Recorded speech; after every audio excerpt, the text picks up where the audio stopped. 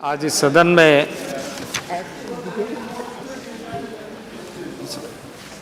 तमिलनाडु प्रदेश से संबंधित संविधान अनुसूचित जनजातियां आदेश अधिनियम 2022 नामक अधिनियम जो तमिलनाडु के नारी कुरुविकारन समुदाय को शामिल करने के संबंध में चर्चा हुई।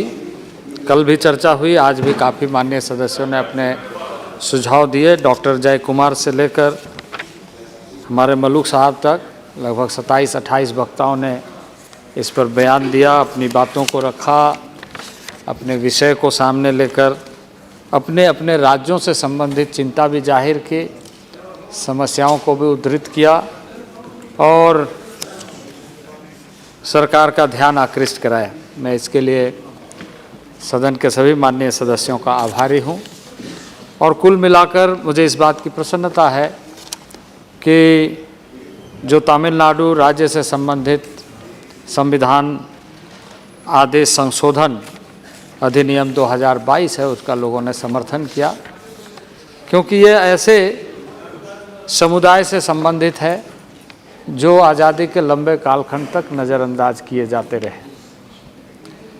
इसके पहले भी कई राज्यों के बारे में इस सदन में चर्चा हुई और उस चर्चा के दौरान भी कुछ माननीय सदस्यों ने तमिलनाडु की चर्चा की और सरकार का ध्यान हमेशा ऐसे विषयों पर रहा है कि सुदूरवर्ती क्षेत्र में रहने वाले जनजातीय वर्ग, समाज और वैसे वर्गों के लोगों को न्याय मिले। संविधान के जो मंशा है, संविधान के जो भावना है, उस भावना के आधार पर भारत के समस्त क्षेत्रों में रहने वाले ऐसे समुदायों को न्याय मिले। और इस दृष्टि से माननीय नरेंद्र भाई मोदी के नेतृत्व में लगातार प्रयत्न हो रहा है, कोशिशें हो रही है और उसका साकार स्वरूप इस सदन के चर्चा के माध्यम से सामने दिखाई दे रही है। और हमारे लिए खुशी की बात है कि जो लंबे अरसे के ऐसे मामले उलझे हुए और ऐसे लोग जो हमेशा संवैधानिक प्रावधानों से अछूता रहे, उन्हें आज न्याय मिल रहा है। और उसमें से एक नारी कुरुविकारन समुदाय है। तमिलनाडु के इस समुदाय जो बहुत सुदूरवर्ती क्षेत्र में रहते हैं और जिसके बारे में कुछ माननीय सदस्यों ने चर्चा किया, उनके जीवन, उनके रहन सहन, उनके जीवन पद्धति, उसकी संस्कृति, कलाकृति, कि वो किस तरीके से आदिकाल से जंगलों पर आश्रित होकर अपना जीवन व्यतीत करते हैं और उन्हें आज भी उन्हीं जंगलों पर विश्वास है और उसी को आधार मानकर जीते हैं। तमिलनाडु प्रदेश की आबादी 7 करोड़ 21 लाख है 2011 के जनगणना के अनुसार। और यदि इस समुदाय की बात की जाए तो लगभग कुल मिलाकर के इसके लगभग समुदाय 27,000 है। ये समुदाय संख्या अधिक नहीं है, लेकिन जो लोग रहने वाले हैं उस तक पहुंचना कितना ज़रूरी है, यह माननीय नरेंद्र भाई मोदी की सरकार महसूस करती है कि वैसे जगहों में, सुदूरवर्ती क्षेत्रों में रहने वाले लोगों को न्याय मिले और उन्हें हम समझ सके, उनका समाधान कर सके। और आज तमिलनाडु के ऐसे आबादी जो मात्र हजारों की संख्या में है, उनको न्याय देने का काम हो रहा है और प्रत्येक राज्य के ऐसे समस्याओं का समाधान हम करने में लगे हुए हैं। कहाँ रहते हैं तमिलनाडु में ये कई स्थानों पर रहते हैं, दूरस्थ स्थानों पर रहते हैं। उनके ये कुल मिलाकर के आप ये मान के चलिए पहाड़ों के ऊपर रहते हैं। नहीं, ऊटी एरिया, वहाँ वड़गा कम्युनिटी रहती है। ऊटी एरिया में वड़गा कम्युनिटी रहती है। तो जहाँ माइंस रहते ये हैं, वहाँ रहते हैं। जहाँ जहाँ ये माइंस ये वहाँ रहते हैं ट्राइबल। ये कुरु कुरुबन समुदाय एक तरीके से थोड़ा खाना बदोश भी है, खाना बदोश भी है, घुमंतु भी है, और इनका शिकार ही सबसे मुख्य साधन है।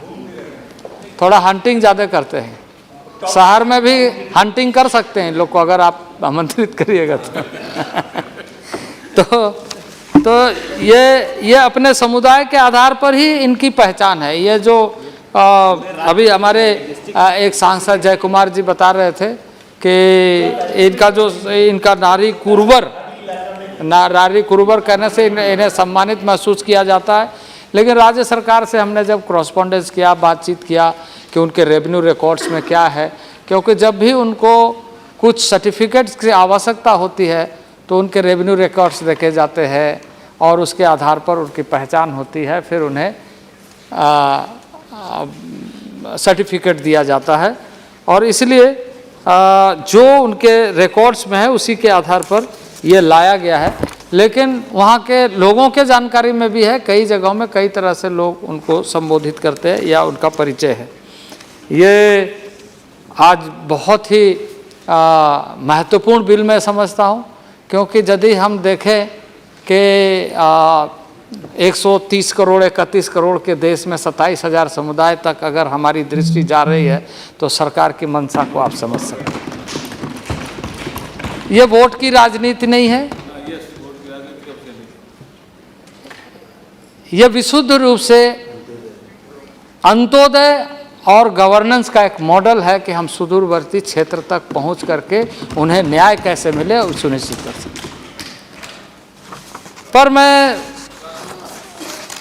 वैसे लोग कुछ लोगों ने आलोचना किया, तो मैं उन लोगों को यही कहना चाहूँगा कि उन लोगों के तरफ से कि दुख अपना अगर हमको बताना नहीं आता तो आपको भी तो अंदाज़ा लगाना नहीं आता है।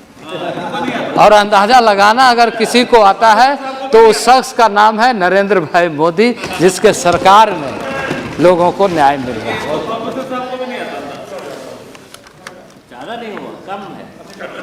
मैं इस अवसर पर निश्चित रूप से कहूँगा, कुछ माननीय सदस्यों ने कुछ इसके साथ साथ ही, और कल जय कुमार जी ने भी इस विषय पर कि प्री मैट्रिक स्कॉलरशिप केंद्र सरकार ने, मैं आपको बता दूं कि आपने जो विषय रखा है वो तथ्य से परे है,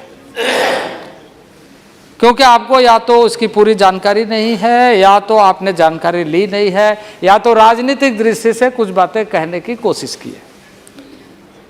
आप यदि देखें 2021-22 में हमारा प्री मैट्रिक स्कॉलरशिप 400 करोड़ का प्रोविज़न था और उसमें 394 करोड़ हमने राज्य सरकारों को प्री मैट्रिक स्कॉलरशिप के तहत डीबीटी मॉडल में पैसा आवंटित किया है।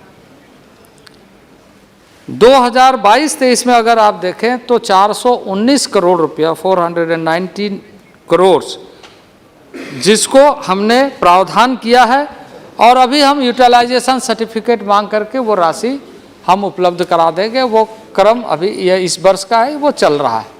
लेकिन आपको कहाँ से ये पता चला कि इसमें कटौती की गई है, या आपके रिकॉर्ड्स कहाँ से है, ये मैं नहीं बता।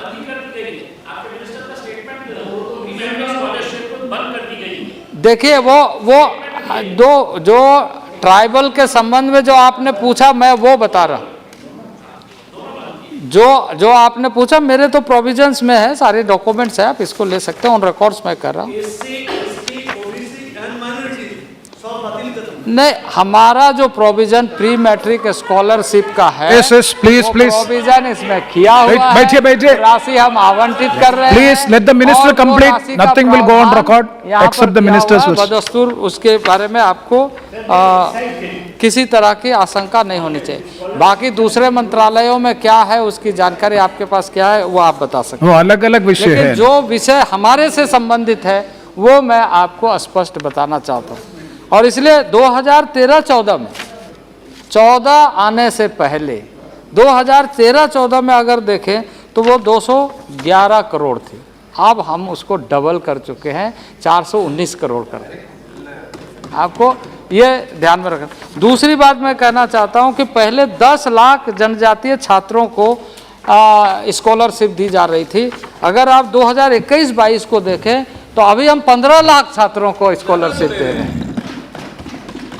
तो इस तरीके से ये जो आपने कुछ बातें उठाई ये सत्य से परे है और केंद्र सरकार की मंशा है कि एजुकेशन में यही नहीं, pre matric scholarship, post matric scholarship, इसके साथ साथ ही ओवरसीज स्कॉलरशिप या ऐसे इसके अलावा भी कई तरह के स्कॉलरशिप, किसी में हमने कोई पाबंदी नहीं लगाई,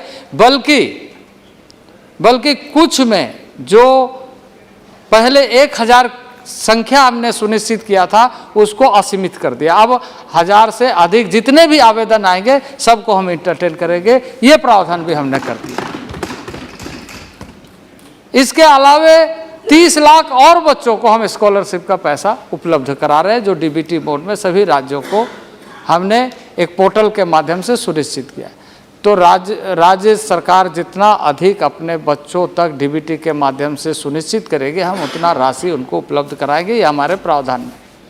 दूसरी बात यह है कि पहली बार इसके पहले राज्यों के साथ हम मिलकर के, ठीक है, कई योजनाएं चला रहे थे, चल रहा है और आगे भी चलेगा, लेकिन हमने पहली बार आज़ादी के बाद नरेंद्र भाई मोदी के सरकार में जो योजना प्रारंभ किया है उसका सेंट्रल सेक्टर स्कीम के रूप में, यानी पूरा भार केंद्रीय स्तर पर लिया जाएगा। एकलव्य मॉडल रेसिडेंशियल स्कूल लगभग 29,000 करोड़ की योजना को हमने सूत्रण करते हुए अब वो धीरे धीरे कार्य पूरा होने जा रहे हैं। अभी वैकेंसी है एकलव्य स्कूल, उसका भी काम चल रहा है, उसका भी काम चल रहा है, उसका अभी नहीं देखिए, मैं माननीय सदस्य को बताना चाहता हूं कि इसके पहले No crosstalk, please. Let the minister complete.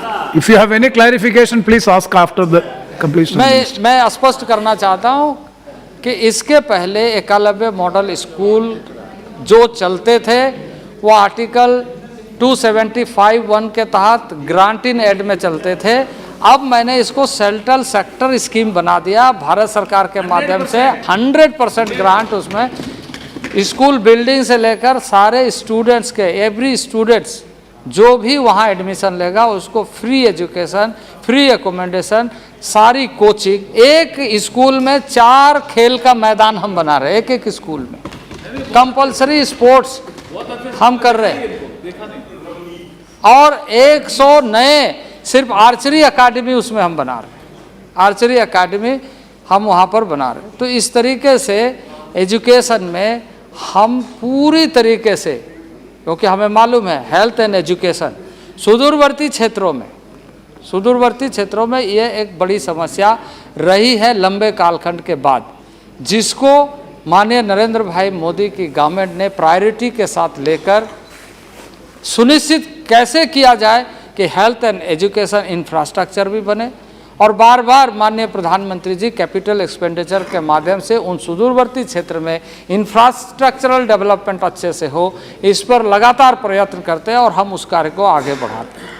तो इस तरीके से जहाँ लगातार हमारा डेवलपमेंटल प्रोग्राम चल रहा है, हेल्थ के ऊपर में, एजुकेशन के ऊपर में, लाइवलीहुड के ऊपर में, एम्प्लॉयमेंट जनरेशन के ऊपर में, रोज़गार कैसे अधिक से अधिक लोगों को मिले, और जो वन्य जीवन उनका आदिकाल की परंपरा है, उस आदिकाल की जो परंपरा है, कल्चर, वो बना रहे, उसकी संस्कृति की जो अमिट पहचान है वो बना रहे, इस पर काम हो रहा है।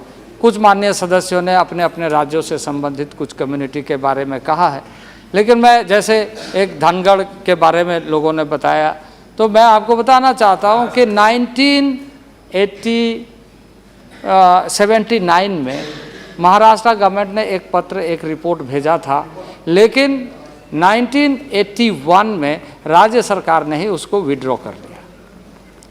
अब ये राज्य सरकार के अधीन है इन सारे मामले, ये हमारे यहाँ कोई मामला पेंडिंग नहीं है। अच्छा।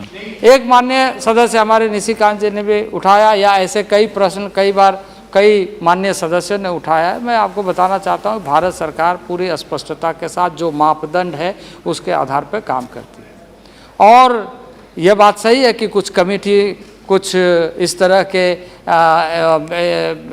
जिसे कहा जाए कि समय समय पर बनी और उनके कुछ रिकमेंडेशन आए, उसके बारे में भी चर्चा किया। मैं इस संबंध में मुझे जानकारी है, लेकिन मैं बताना चाहता हूं कि जो हमारी मोडालिटीज़ जिसको एक व्यवस्थित ढंग से कहा गया है कि इस विधि से ही इसका निस्तारण किया जा सकता है, तो इस बारे पर काफ़ी चर्चा हुई और राज्य और आरजीआई के साथ संवाद करने के बाद ये हुआ कि राज्यों के अनुशंसा के आधार पर आरजीआई ही उसको वेटिंग करके आगे बढ़ाएगा, ताकि जो सेंसस डेटा कंपाइलेशन का और ख़ास करके कम्युनिटी बेस्ड जो शेड्यूल कास्ट या शेड्यूल ट्राइब्स के डेटा एनालिसिस का करने का काम आरजीआई करती है, तो उसके जो प्रविधि है, उसके जो मोडालिटीज़ है, उसके आधार पर ही किए जाएंगे। और इस संबंध में भी जितने कम्युनिटी के बारे में कहा है, मैंने राज्य सरकारों से पत्राचार किया और कहा है कि आपके पास जो भी एडिशनल इन्फॉर्मेशन है जिसके आधार पर आप कह रहे हैं,